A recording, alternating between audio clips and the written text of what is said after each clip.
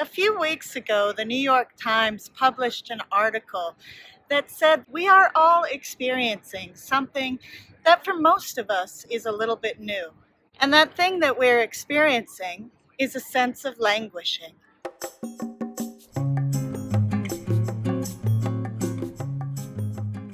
Symptoms of languishing might look something like numbness or a lack of motivation, a feeling of being burned out and tired all the time, or simply lacking in focus. Languishing is not the same as depression.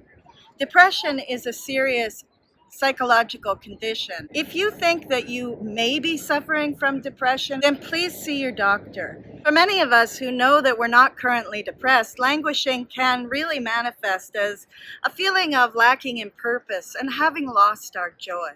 Maybe we've lost our sense of purpose because the things that we value are not available to us, and because our goals are not attainable during this pandemic time. The good news is that the New York Times followed up their article on languishing with an article on flourishing. And using that article and some of my own research, I've come up with 8 things that we can all do. The first thing that we can do is to cultivate a state of flow in our lives. From the month of our practicing oneness, you'll recall that a state of flow really happens at that sweet spot where we are just challenged enough by our skills to continue to develop those skills with something we love. The really wonderful state of flow gets us out of our mind. It helps us forget time and space and even ourselves, and we get fully immersed in the present moment. Sometimes we can even feel a sense of connectedness to something that is greater than ourselves. We can become immersed in a state of flow through meditation, through sports, through artistic endeavors, through the engagement and immersion in a great story, and even through our work itself. As we've been working on living a life on purpose, in order to achieve a flow state this month and going forward, we might want to limit our goals to very small, achievable ones so that we're not testing our skills beyond that which will get us into that flow state. The next thing that we can do to help to move us from a sense of languishing to flourishing is to get very present in the moment and to notice and savor the small things in life. Well, how do we do that? One of the key ways to do that is through mindfulness practices, and we've talked about that many times on this channel. Later on in the year, we'll have an entire month dedicated to the practice of mindfulness. But in the meantime, there are plenty of resources on the internet. Jon Kabat-Zinn was one of the first teachers, but there are plenty of teachers of mindfulness out there. The third way is, woohoo, gratitude. And we're all about that here. So if you've been following along this channel and you've been doing your gratitude journal, you're well set for this tool. Of course, earlier in the month, I talked about how some people are having a difficult time practicing gratitude during a pandemic. And so I really like the New York Times article's suggestion to stack your gratitude practice onto something you do already, adding it onto, say, a Sunday dinner. So that's great if you have a family. But if you're single or your family relationships don't allow for a practice of gratitude or even a Sunday dinner, then we can broaden our sense of connection and gratitude to maybe taking a walk in nature or going down to the ocean and expressing our gratitude, feeling our gratitude in those moments, and feeling that connection with the natural world. And that takes me to the next tool, and that is to foster high-quality connection and a sense of community. Now, we've all had our Zoom happy hours, and they're better than nothing, but if you're like me, you've experienced Zoom fatigue. And so where possible, being able to meet outdoors with somebody and use our empathy and compassion to connect with another individual will help us to move out of that sense of languishing. We can look at the whole concept of oneness, where we connect to the natural world, where we connect even perhaps to something greater than ourselves. I recommend that you work through my playlist on oneness.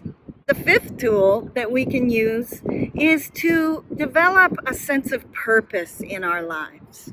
So, as we've been talking about all month, when we live a life on purpose, we're acting in alignment with our values. We're challenging our beliefs and our habits. We're having dreams and we're setting goals. In times of crisis, it's a perfect time to try to give back into the world with what we're doing. And so, as we live a life of purpose that also makes a difference in the world, we move from purpose into creating a life of meaning. Another key strategy of the New York Times is to do 5 good deeds. That may be difficult for some people, especially when you are feeling a lack of energy. It doesn't have to be big things. As you'll recall, I advocate doing small things with great love. What wasn't mentioned in the New York Times article, but has been mentioned in other research and is one of our main practices here, is to focus on joy and have some fun. So for me, I find that going to the ocean always invigorates me. Whether I'm walking by the seaside or I'm kayaking or I'm even just sitting by the inlet here, I always feel invigorated by being here, and that lasts for several days. Find a few things that you can sprinkle throughout your week that bring you joy and allow you to lift your spirits a little.